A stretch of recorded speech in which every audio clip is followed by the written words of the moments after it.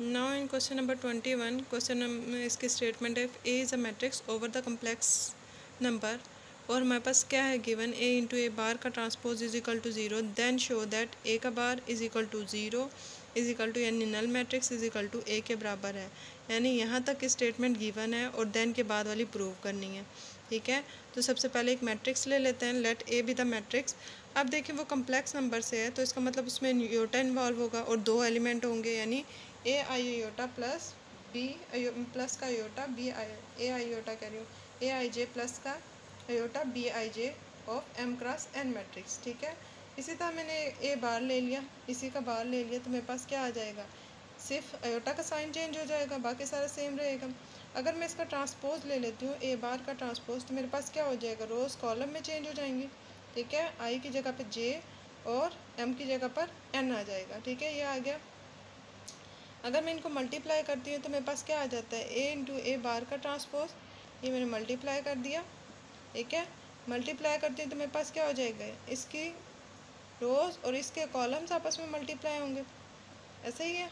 मेरे पास क्या आ जाएगा, इसका ऑर्डर क्या बन जाएगा, जो मेरे पास एक मैट्रिक्स बनेगा एम क्रॉस एम ऑर्डर बन जाएगा। ठीक है, तो मैंने यहाँ पे क्या कर दिया, एक डमी इंडेक्स यूज़ कर दिया कि मेरे पास क्या आ जाएगी, summation lambda from 1 to n A I lambda plus iota B I lambda. Similarly यहाँ पर मैंने किसके लिए, आई के लिए, क्योंकि आई की वेरिएशन कहाँ से कहाँ तक है, आई की variation from lambda 1 to n तक है। ठीक है, इसी तरह मैंने यहाँ पे कर दिया ए जे लेमडा माइनस का एयोटा बी जे लेमडा।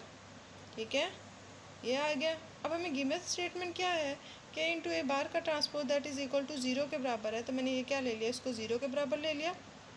ठीक है, फिर मैंने क्या किया, ये ज़ीरो के बराबर आ गई, किसके लिए, फॉर ऑल आई और जे के लिए ये एलिमेंट, ये स्टेटमेंट जो है हमारे पास ये ट्रू है। अगर मैं क्या कर देती हूँ, आई को जे के बराबर पुट कर देती हूँ, तो मेरे पास क्या आ जाएगा, यहाँ पर आई की जगह पर जे आ जाएगा। ये देखें, ए प्लस बी और ए माइनस बी के बराबर आ जाएगा। मेरे पास फार्मूला है ना, ए प्लस बी और ए माइनस बी किसके बराबर होता है, ए का स्केयर माइनस बी के स्केयर के बराबर होता है। फिर ये क्या आ गया मेरे पास, ए का स्केयर माइनस बी का स्केयर। अब बी के साथ क्या है, योटा भी मौजूद है, तो योटा का भी मैं स्केयर ले लूँगी। योटा का स्केयर किसके बराबर होता है, -1। ये माइनस इस माइनस को क्या कर देगा, प्लस। स्टेटमेंट का क्या मतलब है, लैम्डा फ्रॉम समेशन है हमारे पास और दो एलिमेंट का स्केयर सम हो रहा है, that is equal to zero. किसके लिए, फॉर ऑल आई के लिए। ये लिखना ज़रूरी है क्योंकि हमारे पास ये बात जो है, ये समेशन जो है लगी हुई है उन तमाम आई एलिमेंट्स के लिए लगी हुई है। ठीक है, ये मेरे पास क्या आ जाएगा, अगर मैं इसकी समेशन को खोल के लिखना चाहूँ तो मेरे पास ये आ जाएगी स्टेटमेंट, ए आई वन का square plus B I one का स्केयर। इसी तरह सेकंड एलिमेंट के लिए इसी तरह समेशन कहाँ तक है, एन एलिमेंट्स के लिए। ठीक है, ये आ गया मेरे पास, that is equal to zero आ गया। ठीक है, मैं मज़ीद लिखना चाहूँ, अब देखें इस स्टेटमेंट का मतलब क्या बन रहा है कि मेरे पास दो एलिमेंट का स्केयर है और उनका जब मैं सम कर रही हूँ तो वो ज़ीरो के बराबर है। इसका मतलब क्या है, वो एलिमेंट आपस में ज़ीरो है। अगर वो ज़ीरो होंगे तभी मैं लिख सकती हूँ ना कि उनका सम जो है वो ज़ीरो के बराबर आ रहा है। मैं लिख सकती हूँ A I one one plus A I one two A I two up to so on A I N is equal to zero. इसी तरह मेरे पास जो सेकंड एलिमेंट है B I one B I two up to so on B I N is equal to zero. ये किसके लिए, for all I के लिए ये स्टेटमेंट ज़रूर सही है। ठीक है, अगर मैं लिखना चाहूँ, अगर मेरे पास ए आईज़ भी सारे ज़ीरो हैं, बी आईज़ भी ज़ीरो हैं, तो मेरे पास मैट्रिक्स ए किस तरह बन रहा था, मेरे पास मैट्रिक्स ए वो ए आईज़ और बी आईज़ को मिला के बन रहा था। तो मेरे पास यहाँ पे ए आईज़ और बी आईज़ दोनों, जब दोनों ही ज़ीरो हैं तो मेरे पास मैट्रिक्स ए ज़ीरो हुआ। ठीक है, वो एम क्रॉस एन ऑर्डर का नल मैट्रिक्स बन गया। इसी तरह जब मैं ए बार लूँगी तो ए बार भी मेरे पास ए आई जे बी आई जे दोनों ज़ीरो हैं, तो वो भी मेरे पास क्या आ जाएगा, एक नल मैट्रिक्स आ जाएगा। तो यहाँ से क्या शो हो गया, ए बराबर है null matrix that is equal to A bar के बराबर है, वो शो हो गया कि वो क्या है, हमारे पास ज़ीरो है। नेक्स्ट क्वेश्चन नंबर 22 है, शो दैट ए बार का transpose is equal to A transpose A bar का ए की पावर पी होल का transpose is equal to A का ट्रांसपोज होल की पावर पी, वेयर पी है positive integer या positive element. अगर P positive है तो हमारे पास जब भी इस तरह की स्टेटमेंट आ जाए उसको प्रूव करने के लिए हम मैथमेटिकल इंडक्शन यूज़ करते हैं।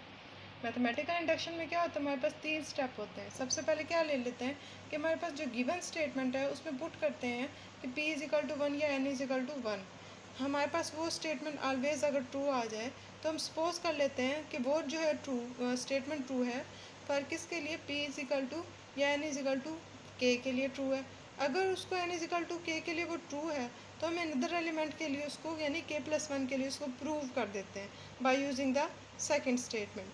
ठीक है, तो यहाँ पे मैंने क्या ले लिया, फर्स्ट स्टेप है कि मैंने p को 1 ले लिया, मेरे पास क्या आ जाएगा a की पावर 1 होल का ट्रांसपोज, a की पावर 1 मतलब a का ट्रांसपोज, यहाँ पे a की ट्रांसपोज की पावर 1, इसका भी मतलब क्या है कि वो a ट्रांसपोज के बराबर है। तो इसका मतलब यहाँ से क्या प्रूव हो गया कि a का फर्स्ट स्टेटमेंट प्रूव हो गई। फिर मैंने क्या किया, सपोज ले लिया कि सेकंड स्टेटमेंट ट्रू है, क्या p इजिकल टू k के लिए ट्रू है। अगर ये second statement p is equal to k के लिए ट्रू है तो मैंने क्या ले लिया, a की पावर जहाँ पे p है मैंने वहाँ पे क्या कर दिया, k को पुट कर दिया, a की पावर k का ट्रांसपोज इजिकल टू a की ट्रांसपोज की पावर k, इसको मैंने सेकंड इक्वेशन कह दी। अब ये प्रूव करना है कि हमारे पास सेकंड को मैंने ट्रू ले लिया, देखिए मैंने सपोज किया कि वो मेरे पास ट्रू है, मैंने प्रूव करना है कि वो अनदर एलिमेंट k+1 के लिए भी ट्रू है।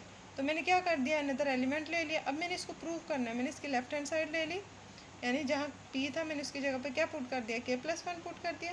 लेफ्ट हैंड साइड क्या बनेगी इसकी, ये वाली बन जाएगी a की पावर k+1, a की पावर k+1 होल का ट्रांसपोज। इसका मतलब क्या है, मैं इसको k+1 को खोल के लिख सकती हूँ, a की पावर k एंड a लिख सकती हूँ ना ऐसे, ये लिख दिया। अब मैंने क्या कर दिया, इसका ट्रांसपोज ले लिया, सेकंड एलिमेंट पहले आ गया, फर्स्ट एलिमेंट बाद में आ गया, बाय यूजिंग द ट्रांसपोज की प्रॉपर्टी को यूज़ कर दिया, b का ट्रांसपोज a का ट्रांसपोज। ठीक है, फिर क्या आ गया हमारे पास, a का ट्रांसपोज a की k का transpose, by using the second statement a की k का ट्रांसपोज किसके बराबर है, a के ट्रांसपोज a का ट्रांसपोज की पावर k के बराबर, वो मैंने पुट कर दिया, ये देखें। ठीक है, फिर ये देखें ये भी हमारे पास इसकी पावर 1 है और इसकी पावर k है, बेसिस सेम है तो क्या होगी, पावर ऐड हो गई। तो यहाँ से क्या प्रूव हो गया, a की k+1 होल का transpose that is equal to a की ट्रांसपोज की पावर k+1। ये कि हमारे पास क्या थी, राइट हैंड साइड। सो यहाँ से क्या प्रूव हो गया, ये k+1 के लिए प्रूव हो गया। तो मैं लिख सकती हूँ कि जब ये p इजिकल टू 1 के लिए ट्रू है, p की k के लिए ट्रू है, तो p की k+1 के लिए भी ट्रू हो गया। तो ये सारे पॉजिटिव p के लिए जो है, p की जिनकी वैल्यू पॉजिटिव होगी उन सब के लिए क्या होगा, ट्रू होगा। ठीक है, अभी क्वेश्चन नंबर 22 तक हमारे हो गए हैं, बाकी 23 है मेरे ख्याल, वो आप लोग खुद कर लेना या ना भी करें, वो ज़रूरी नहीं है करना, यहीं तक क्वेश्चन इंपॉर्टेंट थे। तो इसमें कोई भी कन्फ्यूजन हो तो आप लोग पूछ लेना।